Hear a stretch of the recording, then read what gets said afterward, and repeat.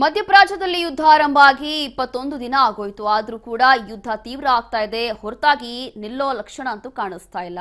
ಇದೀಗ ಇರಾನ್ ಸಂಘರ್ಷ ತೀವ್ರವಾಗ್ತಾ ಇದೆ. ತೈಲ ಘಟಕಗಳನ್ನೇ ಟಾರ್ಗೆಟ್ ಮಾಡ್ತಾ ಇದೆ ಇರಾನ್ ಕೂಡ. ಇಸ್ರೇಲ್ ನಡೆಸಿರುವಂತಹ ದಾಳಿಗೆ ಇರಾನ್ನಿಂದ ಪ್ರತಿ ದಾಳಿ ಇದು. ಇಸ್ರೇಲ್ ಕೂಡ ತೈಲ ಘಟಕಗಳನ್ನ ಟಾರ್ಗೆಟ್ ಮಾಡಿ ದಾಳಿ ಮಾಡಿತ್ತು. ಅದಾದ ನಂತರ ಈಗ ಇರಾನ್ ಕೂಡ ಅದೇ ರೀತಿಯಾದಂತಹ ಪ್ರತಿ ದಾಳಿ ಮಾಡ್ತಾ ಇದೆ. ಅಕ್ಕಪಕ್ಕದ ದೇಶಗಳ ತೈಲ ಘಟಕಗಳನ್ನೇ ಟಾರ್ಗೆಟ್ ಮಾಡಿದೆ ಇರಾನ್. ಜಾಗತಿಕ ಇಂಧನ ಸರಬರಾಜಿಗೆ ದೊಡ್ಡ ಆಘಾತ ಇದೆ. ಹೀಗೆ ಯುದ್ಧ ಮುಂದುವರೆದ್ರೆ ಜಾಗತಿಕ ಆರ್ಥಿಕತೆ ಸಂಕಷ್ಟ ಬರಬಹುದು.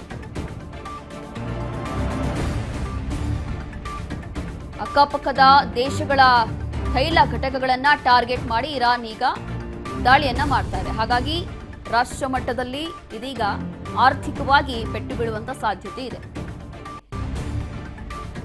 ಜಾಗತಿಕ ಇಂಧನ ಸರಬರಾಜಿಗೆ ದೊಡ್ಡ ಆಘಾತ ಇದು.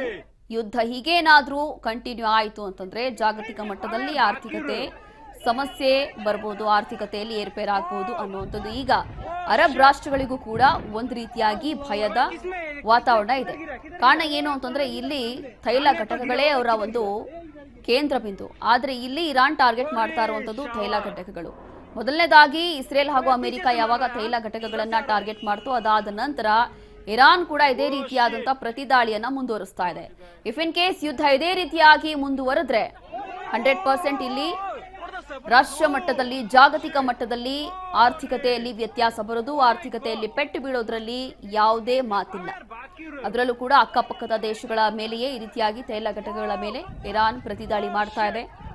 ಯಾವಾಗ ಇಸ್ರೇಲ್ ಹಾಗೂ ಅಮೆರಿಕ ಕೆಲವೊಂದು ತೈಲ ಘಟಕಗಳು, ಹಾರ್ಮುಜ್ ಜಲಸಂಧಿ, ಅದಾದ ನಂತರ ಕೆಲವೊಂದು ಜನವಸತಿ ಪ್ರದೇಶಗಳು, ಇಂತಹ ಜಾಗಗಳನ್ನ ಟಾರ್ಗೆಟ್ ಮಾಡಿ ಇಸ್ರೇಲ್ ಹಾಗೂ ಅಮೆರಿಕ ದಾಳಿ ಮಾಡ್ತು. ಅದಾದ ನಂತರ ಈಗ ಇರಾನ್ ಕೂಡ ಅದೇ ರೀತಿಯಾಗಿ ಪ್ರತಿ ದಾಳಿ ಮಾಡ್ತಾ ಇದೆ.